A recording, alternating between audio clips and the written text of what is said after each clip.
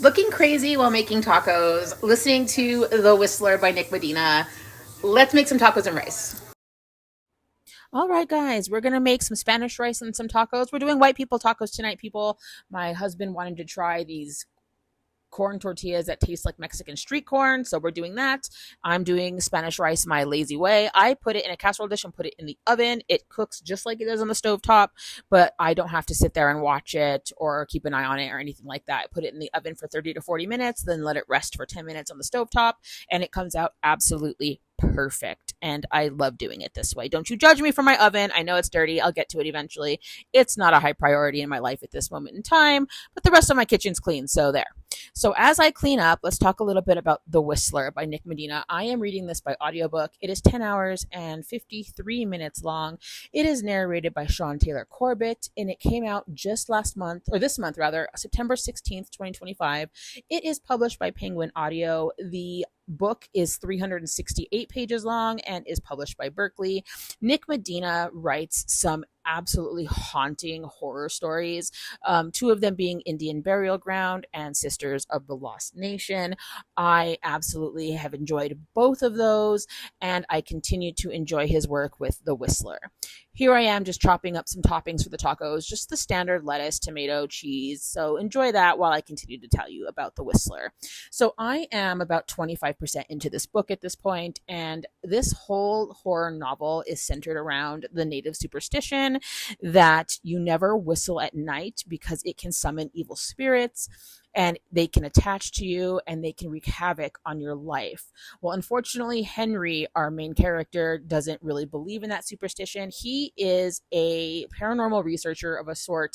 He has an amateur program where he makes ghost hunting videos, him and his girlfriend and his friend, and they are basically trying to get proof of the supernatural and life after death. He is blowing up. He's got basically social media fame at his fingertips when he decides to go after what is known as the Whistler, which is an evil entity that is summoned when you whistle at night. So he whistles at night, the spirit attaches to him, and it upheaves his entire existence. Henry has a horrible accident. He ends up in a wheelchair and he's a paraplegic and has to adjust to his new life. But even as he's adjusting to his new life and this horrible thing has happened to him, the horrors are still not over because this specter is continuing to haunt him, continuing to stalk him. And the only way he can think of to exile this phantom is by confronting his troubled past and going back to the events that led to his injury. This novel is absolutely haunting. It is scaring the ever loving out of me. I'm not even going to pretend like it's not. There are some superstitions that are just a little too not superstitious enough for me, if that makes any kind of sense. Like, I totally believe in things like this. It's probably partially where and how I was raised that leads me to believe in things like this. But I grew up for the majority of my life in Albuquerque, New Mexico, which has a very heavy indigenous presence. And I have always believed in a lot of the things that the indigenous people of this land believe in. And this is one of them. So yeah, this definitely hits close to home and is relatable and absolutely terrifying.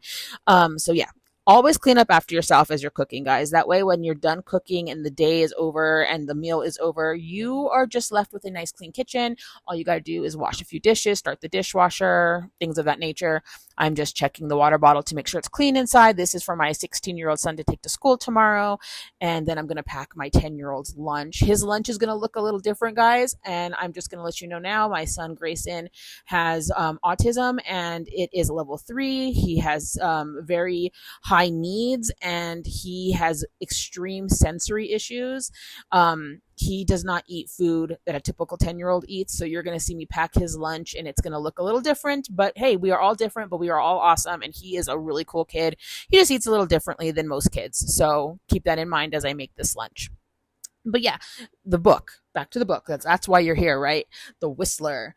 It is going really well. I'm enjoying the narration quite a bit. Sean Taylor Corbett has a very haunting voice. He's able to distinguish characters with just small inflections, and it doesn't sound overdone or corny or anything like that. And I really like that about his narration.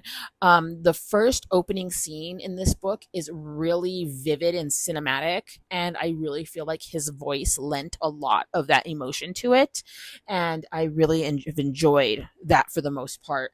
I feel like I can listen to this novel at my typical speed and have no issues whatsoever, and I've not had to adjust the speed during different points of the book or anything like that. I'm able to just listen and go. It's really nice. So here's the rice coming out of the oven. As you can see, it's very yummy. I'm excited about it. I'm browning some beef, and the corn shells or whatever those things are called are in the oven at this point. I'm just seasoning with my heart with various taco seasonings. I don't like packaged seasonings. I try to keep a lot of sugar out of my diet, and those typically have a lot of sugar, a lot of sodium. So I kind of just make my own taco seasoning. So here I am seasoning with the cockles of my heart. That's basically what tells me when to stop. So don't ask me measurements, because I'm going to look at you and go, what the hell are those? So making the taco meat, getting everything ready, and just, living my life, getting this dinner ready for this family, because my husband's looking at me like he hasn't eaten in 35 years.